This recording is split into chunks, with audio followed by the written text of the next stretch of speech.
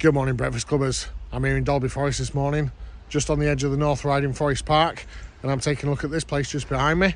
It's the Courtyard Café, and I'm surrounded by towering trees, crisp fresh air, and that perfect weekend escape vibe. So the setting already does half the talking. Let's see if the full English can do the rest and really impress. Let's go.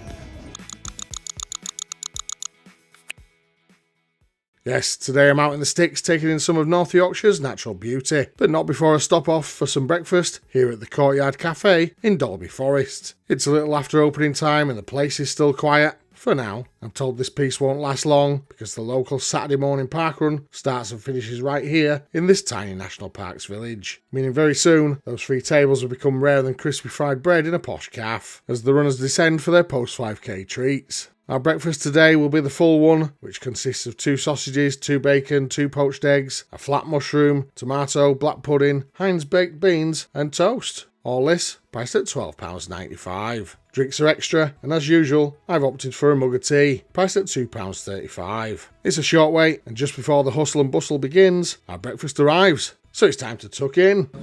All right. Enjoy. Thank you very much.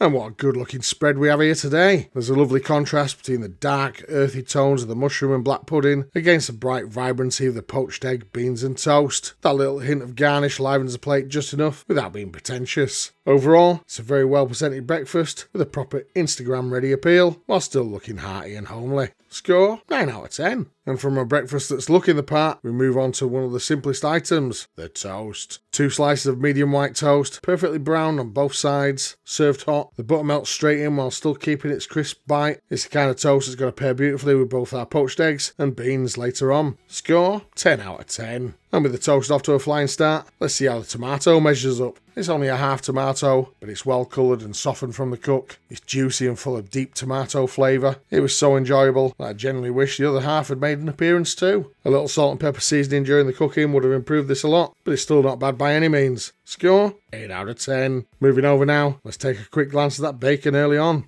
We've got 2 rashers of good quality bacon. They're not as thick as some we've had recently, but they are cooked well, not overdone, so they stay moist. There's a proper meatiness in the loins, a pleasing crisp on the fatty edges, and those caps, they almost melt in the mouth, carrying most of the salty richness. A real highlight for anyone that loves that perfect balance of tenderness and flavour. Score 9 out of 10. And from salty satisfaction to something far more delicate, it's time to crack into the eggs. We've got 2 soft, glimmering poached eggs. The whites are soft and fluffy, suggesting little to no vinegar was used in cooking. Always a trickier method, as this requires the eggs to be very fresh so that they maintain a good shape. The yolks are piping hot and extremely runny. There is a touch of undercooked white right around the yolk edge, but nothing troubling. Almost perfect for me. I do personally prefer slightly firmer whites. Needless to say, dipping delights absolutely ensued. Score 9 out of 10. From silky yolks to something a bit more grounded, let's tackle that mushroom. A single huge flat cap mushroom with a thick, almost meaty texture. Cutting into it releases a little water, but not excessively. Flavour wise, it's standard fare, with a crack of black pepper helping to lift it nicely. Score 7 out of 10.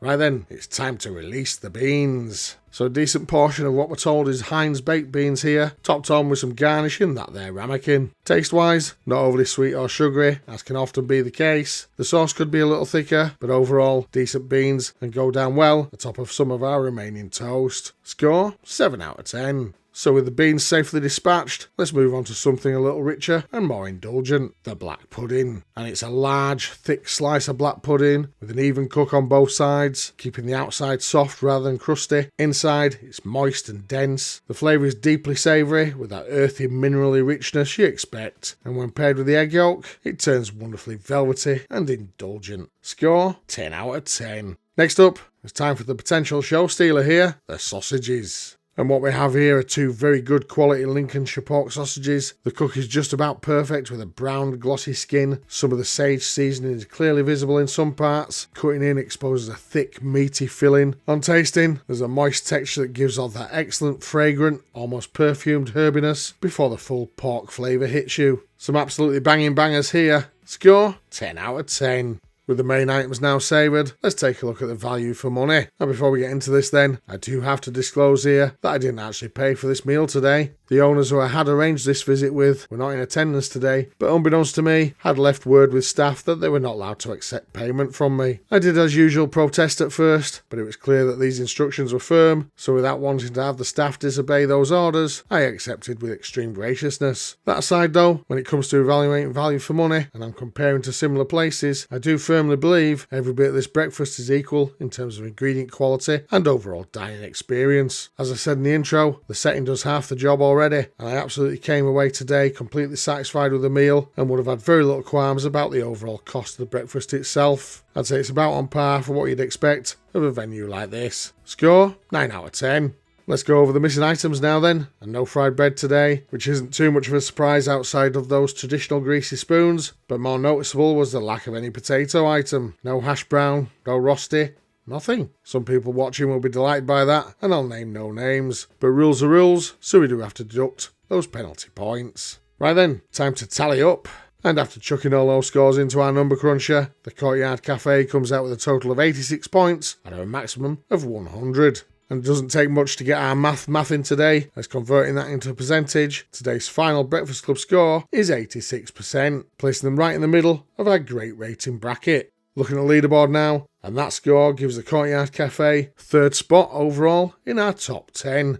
And what a great scoring breakfast there today. With not a single item scoring poorly, we finally bucked that recent trend of one item letting the whole breakfast down. So if you're in the area and wanting to take in some of the glorious scenery, be it winter or summer, then I definitely recommend that you set some time aside and pay a visit to the Courtyard Café. A quick final point to note though, access to the cafe is via the National Park and parking charges are applicable. So please bear that in mind when planning your visit. So if you've enjoyed this video and you like what we're doing, the best way to support us is to like, share and subscribe. It's free to do and really helps the channel grow. And as always, may your bacon be sizzling, your fried bread golden and your yolks runny. Thanks for watching and be sure to check out one of our other reviews showing on screen right now. So that was my breakfast here this morning at the Courtyard Café. What do you think of that one? Let me know in the comments. Thanks for watching. Bye for now.